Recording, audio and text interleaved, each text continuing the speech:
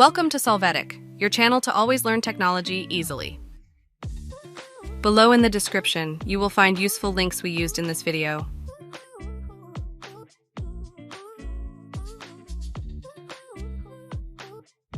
Today at Solvetic, we show you how to know Samsung RAM memory.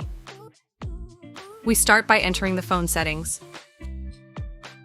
Next, we search and click on Device Care.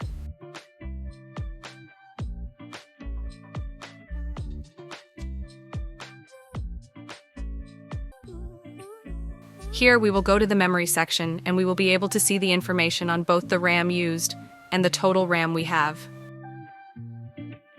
Hey, remember to subscribe Solvetic channel.